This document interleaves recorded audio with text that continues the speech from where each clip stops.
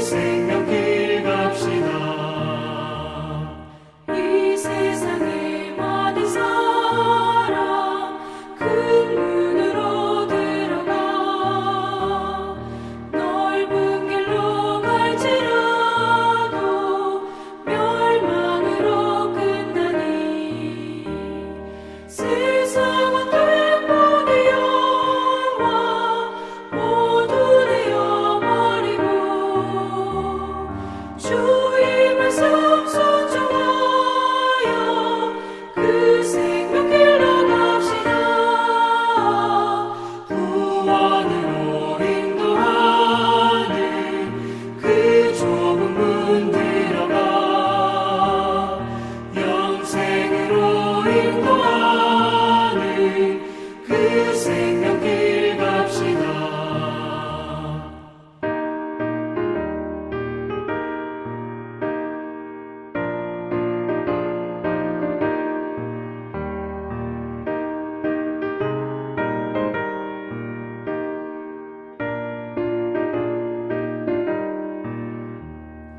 구원의 문 열렸으니 주의 공로 힘입어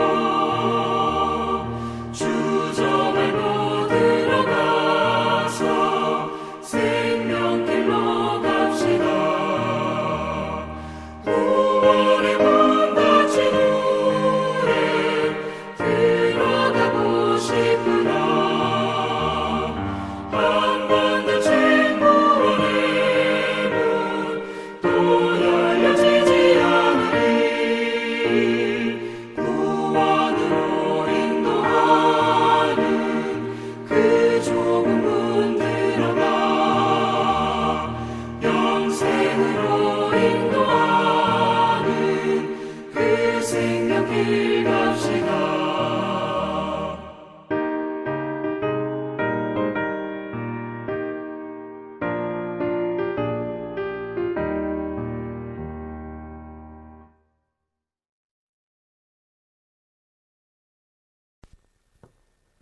수요일 새벽기도 나오신 성도님들을 예수님의 이름으로 환영하고 축복합니다.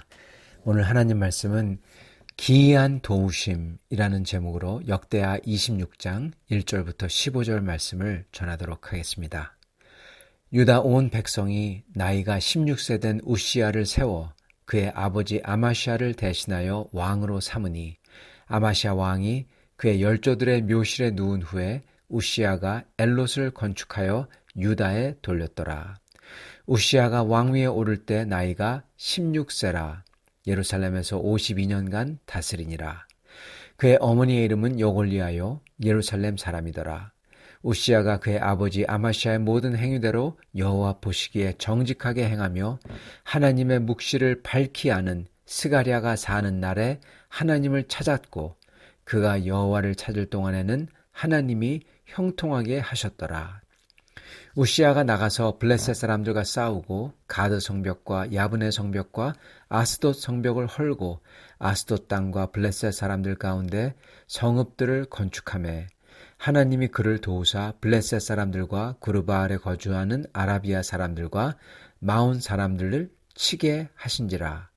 암몬 사람들이 우시야에게 조공을 바치매 우시야가 매우 강성하여 이름이 애굽 변방까지 퍼졌더라. 우시야가 예루살렘에서 성 모퉁이 문과 골짜기 문과 성 구비에 망대를 세워 견고하게 하고 또 광야에 망대를 세우고 무릉덩이를 많이 파고 고원과 평지에 가축을 많이 길렀으며 또 여러 산과 좋은 밭에 농부와 포도원을 다스리는 자들을 두었으니 농사를 좋아함이었더라. 우시야에게 또 싸우는 군사가 있으니 서기관 여이엘과 병영장 마아세야가 직접 조사한 수요대로 왕의 지휘관 하나니아의 휘하에 속하여 떼를 지어 나가는 싸우는 자라. 족장의 총수가 2600명이니 모두 큰 용사요. 그의 휘하의 군대가 30만 7500명이라. 건장하고 싸움에 능하여 왕을 도와 적을 치는 자이며 우시야가 그의 온 군대를 위하여 방패와 창과 투구와 갑옷과 활과 물맷돌을 준비하고 또 예루살렘에서 재주 있는 사람들에게 무기를 고안하게 하여 망대와 성곽 위에 두어 화살과 큰 돌을 쏘고 던지게 하였으니 그의 이름이 멀리 퍼짐은 기이한 도우심을 얻어 강성하여짐이었더라. 아멘. 네, 오늘 하나님 말씀은 기이한 도우심이라는 제목입니다. 우시야 왕과 유다 백성이 힘입은 하나님의 도우심은 강력한 농업과 또한 국방용으로 이렇게 표현이 됩니다. 농업을 아주 잘합니다. 농업을 잘한다는 것은 경제 사정이 굉장히 좋다는 거죠. 그래서 농사를 잘 짓고 곡식이 풍부하고 또한 동시에 아주 이 군대를 잘 세웁니다. 군대의 지휘 체계가 잘 잡혀 있어요. 단합이 잘 되고 군사들은 건장하게 단련되어 싸움에 능한 전투력을 갖추고 있고 지휘관들도 누구 하나 정말 흠잡을 데 없이 훌륭합니다. 조직뿐만 아니라 장비들도 잘 갖춰졌다고 그래요. 헬멧과 투구와 그리고 방패와 갑옷과 물맷돌과 이 모든 것을 다 갖췄다고 그랬죠. 이렇게 되었고 또한 무기들도 정말 이 신기하게 고안해내는 새로운 무기들도 많이 만들었다. 그렇게 기록을 합니다. 그래서 우시야 왕의 명성이 애굽 변방까지 퍼졌더라. 즉 애굽은 항상 굉장히 강력한 나라죠. 거기까지 우시야 왕의 명성이 자자하게 퍼졌다라는 것은 정말 대단하게 이 나라가 힘이 세진 거죠. 자, 이렇게 지도자와 백성에게 국가의 기간 산업이 풍요로워지는 동시에 국방력이 튼튼한 것만큼 복된 일이 없습니다. 이처럼 형통하며 강성한 복의 비결을 오늘 말씀에서는 이렇게 표현합니다. 하나님의 기이한 도우심을 받았다라고. 하나님의 기이한 도우심을 받았기 때문에 이렇게 형통하고 강성한 복이 임했다는 것입니다. 그런데 가만히 생각해 보면 굉장히 신기합니다. 왜냐하면은 이 모든 것들은 기간 사업이 잘 되고 군대 조직을 잘 갖춰지고 장비를 잘 갖추고 이 모든 것은 얼핏 보면은 기이한 게 아니잖아요. 그죠? 군대 지휘 체계를 잘 세우는 거 이거 기이한 거 아니잖아요. 훈련을 잘 시키는 거 기이한 거 아니죠. 지휘관을 잘 뽑는 거 장비를 잘 갖추는 거 기이한 것 아닙니다. 그리고 무기를 개발하고 그런 사람의 아이디어를 채용해서 사용하는 거 기이한 것 아닙니다. 그런데 성경은 이걸 보고 기이한 도우심이라 하나님의 기이하신 도우심이라 이렇게 말한다는 것입니다. 즉 이 모든 것들 이렇게 훈련하고 지휘체계를 세우고 장비를 잘 갖추고 무기를 개발하고 그리고 국가의 기간 사업을 풍요롭게 하고 이 모든 것들 하나하나는 기이한 게 아닌 것 같지만은 이 모든 것들 당연한 것들은 여러분 이게 하나가 아니라 둘도 아니라 이 모든 게 다 일어나고 세워지고 정비되고 훈련되고 갖춰진다는 거 이게 당연하지 않다는 겁니다. 이 모든 게 다 한꺼번에 잘 되는 게 바로 하나님의 기이하신 도우심이라는 겁니다, 여러분. 여러분, 우리 삶에서도요, 일상이 그 모든 게 잘 돌아가는 게 여러분, 이게 그냥 되는 게 아니에요. 이게 기이하신 하나님의 도우심이라는 거예요. 우리 삶에서도 우리의 모든 게 마치 톱니바퀴들이 맞물려 돌아가듯 잘 돌아가며 세워진다면 이건 바로 하나님의 기이하신 도우심이라는 겁니다. 할렐루야. 성도 여러분, 기적만이 기이한 도우심이 아니에요. 이렇게 당연하게 여겼던 것들이 이게 동시에 다 잘 돌아가는 게 바로 주님의 기이하신 도우심입니다. 여러분, 우리가 살아있고 건강한 것 주님의 기이하신 도우심입니다. 우리가 삼시세끼 먹을 게 우리 테이블 위에 올라온다는 것 주님의 기이하신 도우심이에요. 우리가 찬양할 수 있고 주님 앞에 나아가 감사의 예배를 드릴 수 있는 것 주님의 기이하신 도우심입니다. 우리가 주님의 영원한 나라의 소망을 가지고 살고 또한 죽어서 그곳에 들어간다는 것 성도 여러분 이거야말로 기이하신 우리 주 하나님의 도우심입니다. 우리 주 예수 그리스도의 십자가와 부활의 구원이죠. 성도 여러분, 이 모든 것, 우리 삶 속에서 일어나는 이 모든 게 다 같이 세워지고 이러는 게 당연하니 생각하는 게 주님의 기이하신 도우심인 것을 우리는 알아야 한다는 겁니다. 그리고 그러므로 주님께 항상 감격하여 감사를 드려야 되고, 그리고 그 주님을 사랑한다는 겁니다. 성도 여러분, 이러한 마음이 있는 사람을 주님께서 기뻐하세요. 이러한 기이하신 도우심이 저희는 더욱더 커지도록 우리는 주님 앞에서 성실해야 되고 충성돼야 할 것입니다. 이렇게 우시아가 주님의 기이하신 도우심을 받습니다. 자, 그런데 그가 이렇게 기이하신 도우심을 받은 이유가 있어요. 그 이유가 과연 뭘까요? 그건 바로 성경은 우시아는 주님의 말씀을 듣고 그 주님의 길을 순종했다, 차분하게 따랐다라는 겁니다. 그랬기 때문에 형통이 하나씩 하나씩 일어났던 것입니다. 여러분, 우시아는 아버지가 아마시아가 피살당해요. 그래서 16세 왕이 돼요. 그도 정말 아무것도 모르죠. 아무것도 모르는 사람이죠. 어린아이죠, 어떻게 보면. 그런데 그가 형통해요. 어떻게 형통하냐? 중요한 항구 도시 엘롯을 되찾아요. 그게 첫 번째 형통의 사인이었습니다. 그런 다음에 형통이 하나씩, 둘씩 계속 일어나는 겁니다. 우시아는 유다를 대적하여 블레셋 땅을 정복해요. 그 땅에 성벽을 허문 다음에 새로운 성읍들을 거기에 건축해요.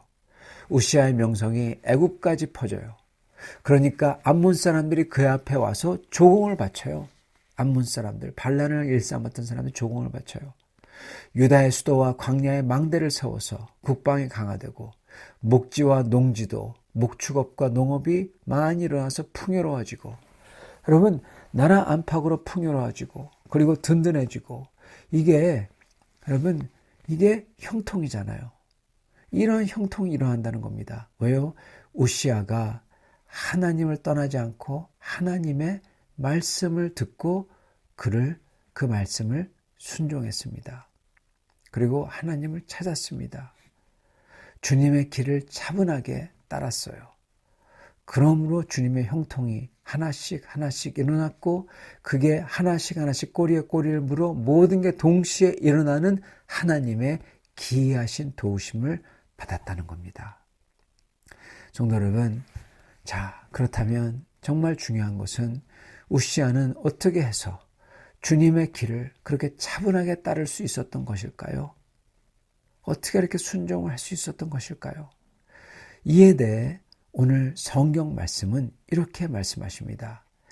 우시아가 통치 기간에 누렸던 값진 복은 바로 영적 멘토, 선지자 스가랴가 있었기 때문에 그 스가랴의 말씀을 듣고 우시아가 주님의 길을 순종으로 차분하게 따랐던 것입니다. 선지자를 통해서 하나님을 찾는 간절한 믿음이 식지 않도록 자극을 받았던 겁니다. 그렇기 때문에 우시아는 하나님을 떠나지 않고 형통한 가운데 나라를 다스릴 수 있었던 겁니다. 여러분, 이걸 보면은 주님을 사랑하는 한 사람이 참 중요한 것을 볼 수 있습니다. 그리고 그러한 사람을 보고 자극을 받는 사람도 또 참 귀한 사람이에요. 왜냐하면 앞만 말해주고 보여줘도 꿈쩍도 하지 않는 이가 있는가 반면에 아주 작은 것을 보고도 정말 자극받고, 그리고 주님 앞에 나와 울면서 주님을 붙들고 새롭게 되려고 노력하는 그러한 분들도 계십니다. 우시아가 바로 이런 사람이었던 겁니다. 그리고 우시아를 도울 영적 멘토가 있었다는 거예요. 여러분, 우리도 하나님을 찾는 믿음이 식지 않도록 하기 위해서는, 그리고 우리가 주님의 길을 차분하게 따를 수 있기 위해서는, 여러분, 우리에게 우리 삶에는 여러 가지 굴곡이 많기 때문에 그럴 때도 주님의 길을 차분하게 따를 수 있도록 우리에게 도움을 주는 영적인 멘토가 있어야 된다는 겁니다. 여러분도 영적인 멘토가 있으시길 바랍니다. 여러분은 영적인 멘토가 있으신지요? 만약에 여러분께서 나는 그런 사람이 하나도 주위에 없습니다. 여러분, 이거 아십니까? 그렇게 멘토가 하나도 없는 분이더라도 우리 모두는 그 누구보다 더 좋은 멘토들을 가지고 있습니다. 그 멘토는 바로 바울 사도고요. 다윗이고요. 그리고 우리 주 예수님이십니다. 바울의 속마음을 속속들이 알 수 있고 삶의 조언까지 들을 수 있는, 여러분, 그게 어디 있죠? 바울 서신들이 있어요. 그리고 자기의 사랑하는 아들 같은 디모데에게 써준 서신이 있어요. 우리에게 주는 그게 멘토입니다. 그 모든 게 다 있어요. 여러분, 그리고 하나님의 마음을 가지고 하나님이 그렇게 기뻐했던 사람 다윗, 그의 속마음을 속속들이 알 수 있는 그 상황마다 그가 어떻게 반응했는지, 어떻게 해야 되고 어떻게 기도했는지 우리도 따라 해야 되는 그 기도를 다 알려준 시편이 있습니다. 예, 다윗의 마음을 속속들이 알 수 있어요. 그 멘토가 시편에 있어요. 우리 예수님의 가르침을 직접 들을 수 있는 산상수훈 마태복음 5장부터 7장이 우리에게 있습니다. 여러분, 우리는 가장 좋은 멘토들인 사도 바울과 다윗과 우리 주 예수님을 만나야 되고, 이분들로 하여금 내 자신의 영이 뜨거워져야 됩니다. 사랑하는 성도 여러분, 여러분은 성경을 읽으실 때 그냥 읽습니까? 아니면 실제로 이분들을, 바울 사도와 다윗과 예수님을 만나서 그분들의 멘토링과 속마음까지 들으시나요? 어떻게 읽으십니까? 여러분, 이 차이는 너무나 중요합니다. 우리는 성경을 읽을 때 이 분들을, 바울 사도를, 다윗을, 예수님을 만나야 되고, 이분들의 가슴을 헤아릴 수 있어야 되고, 우리도 그 마음을 따르고자 우리의 마음도 뜨거워져야 된다는 것입니다. 어떻게 해요? 그 성경 말씀을 그분들을 만나려고 읽음으로써, 그냥 읽는 게 아니라 이분들을 만나려고 읽는 겁니다. 사랑하는 성도 여러분, 마치 우시아가 스가랴를 만나듯 우리도 성경을 통해 멘토들을 직접 만나실 수 있기 바랍니다. 그래서 그분들을 만나서 우리도 마음이 뜨거워지고 우리도 주님의 길을 차분히 따르며 순종하는 성도들이 되시길 바랍니다. 그럴 때 주님의 형통이 하나씩 주어지고 그게 쌓여 우리 삶의 모든 게 다 돼야 될 게 동시다발적으로 다 되는 주님의 기이하신 도우심을 받으며 살아가시는 성도님들이 다 되시기를 축원합니다. 같이 기도하겠습니다. 주님, 오늘 말씀 감사합니다. 주님, 저희도 주님의 기이하신 도우심을 받으며 살아가는 사람들이 되고 싶습니다. 무슨 주님의 기적이 아니라 우리가 일상을 살 때 하나하나들이 형통하며 그게 동시다발적으로 일어나는 주님의 그 놀라운 주님의 샬롬을, 주님의 도우심을 받는 성도들이 될 수 있도록 축복하여 주시옵소서. 주여, 그러기 위하여 저희가 주님의 멘토들을 만나기를 원합니다. 주님의 말씀 속에 계신 사도 바울을 만나기를 원합니다. 그분의 마음을 헤아리고 그분의 조언을 듣고 그분을 따라가기 원합니다. 주님, 주님의 말씀 속에 있는 그 다윗을 만나기를 원합니다. 주님의 마음을 가졌다고 그렇게 주님이 좋아하신 다윗, 그분의 마음을 저희가 다윗을 만남으로써 저희도 배워서 저희도 똑같은 마음을 가지고 살 수 있는 성도들이 될 수 있게 하여 주시옵소서. 이랬을 때 주님께서 저희를 축복하시고 형통하게 하시고 주님의 기이한 도우심을 받아 항상 저희가 감격과 감사, 찬양과 기쁨, 소망과 주님에 대한 사랑이 식지 않는 성도들이 다 되도록 축복하여 주시옵소서. 예수 그리스도 받들어 기도드리옵나이다. 아멘.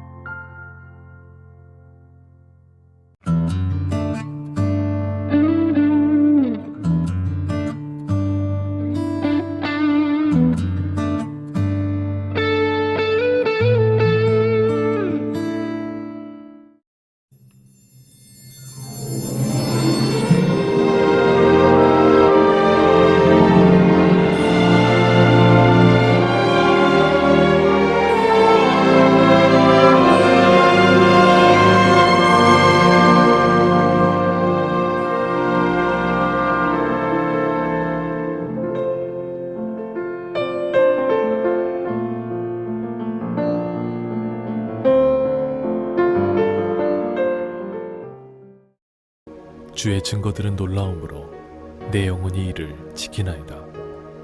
주의 말씀을 열면 빛이 비치어 우둔한 사람들을 깨닫게 하나이다.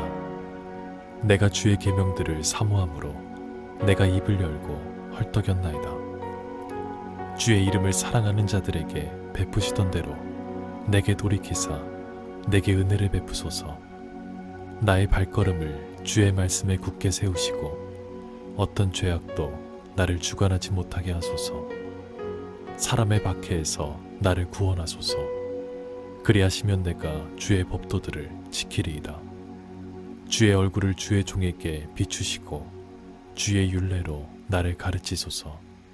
그들이 주의 법을 지키지 아니하므로 내 눈물이 시냇물같이 흐르나이다.